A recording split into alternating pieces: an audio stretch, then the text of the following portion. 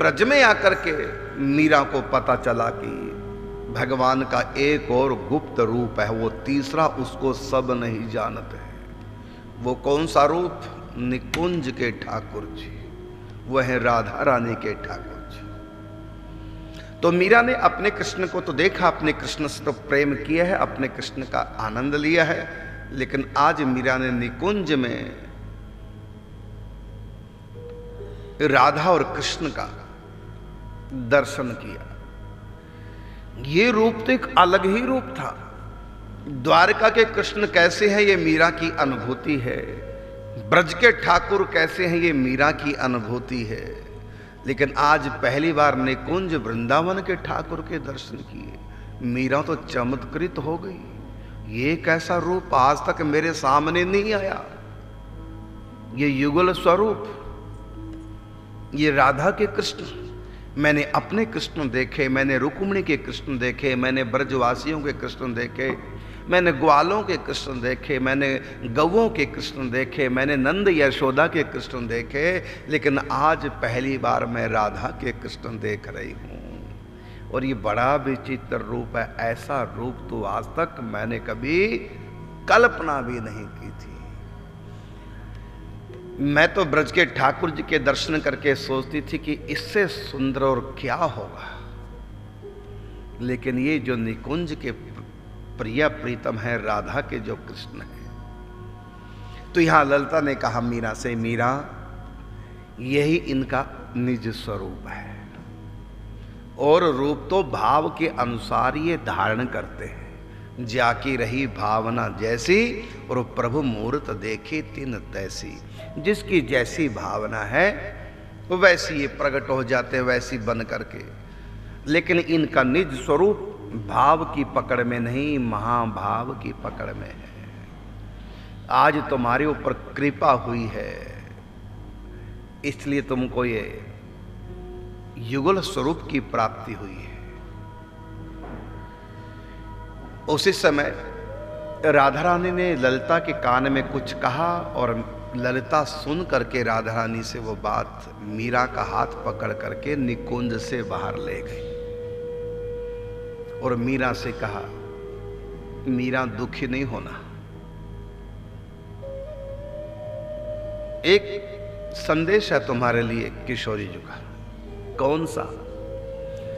कि देखो तुमने जिस रूप की अभी के दर्शन की प्राप्ति की है, ये रूप बहुत दुर्लभ है, गुह्यतम स्वरूप है।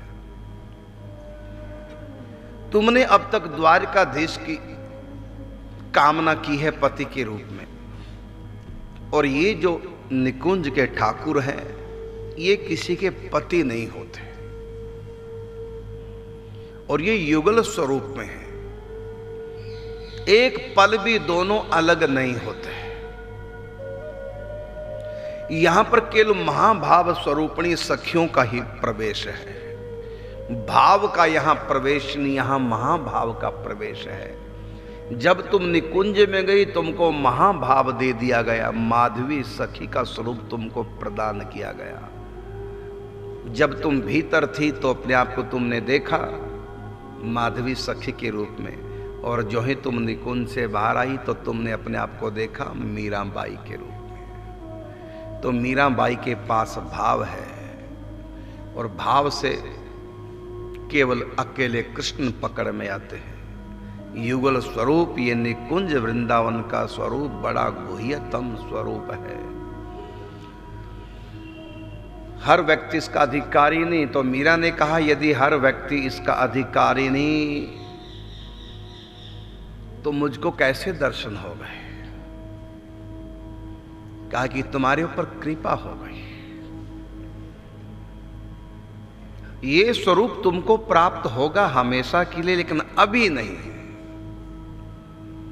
हमारी किशोरी जी ने आपके लिए संदेश दिया है, वो ये कि मीरा ने भाव किया था द्वारकाधीश मेरे पति है, इसलिए मीरा का इस भाव की पूर्ति पहले होगी, और सदा के लिए निकुंज का निवास वास बाद में मिलेगा। पहले पत्नी बन के द्वारिकाधीश की सेवा में जाओ,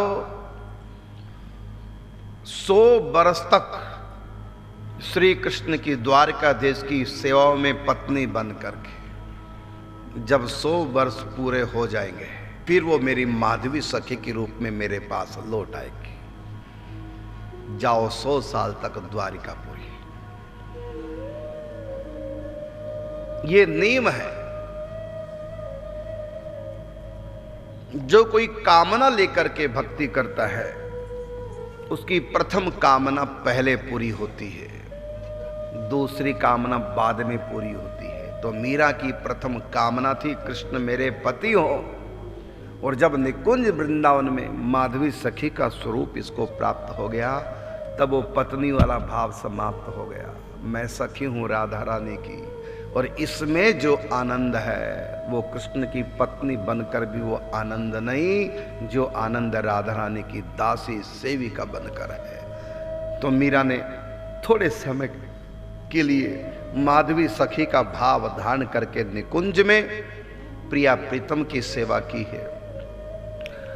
लेकिन पहले उनका भाव ये था कृष्ण मेरे पति हो, इसलिए आज्ञा दी जाओ द्वारिका, 100 साल के लिए पहले कृष्ण की पत्नी बनो, फिर तुमको निकुंज रस की प्राप्ति होगी। तो मीरा दुखी हो गई। मीरा को लगा कि जैसे मेरा सर्वस्व छीन गया हो मुझसे।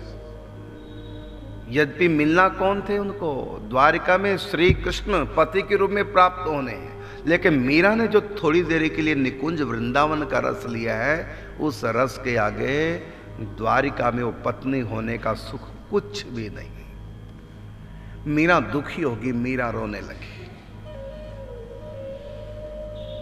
तब सखियों ने डांस में बधाया, कहा देखो तत् सुख सुखिया भाव से भावित होकर के तुम जाओ द्वारिका।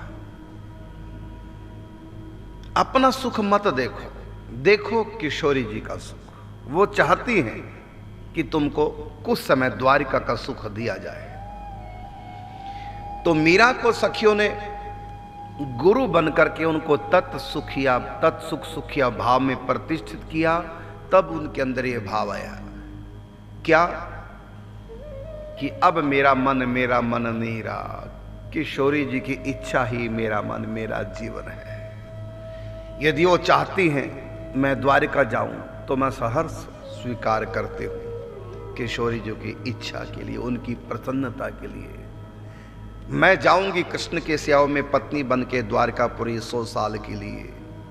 राधा रानी की इच्छा पूर्ण करने के लिए जा रहे हो। यह है महाभाव, इसका नाम है तत् सुख सुखिया भाव।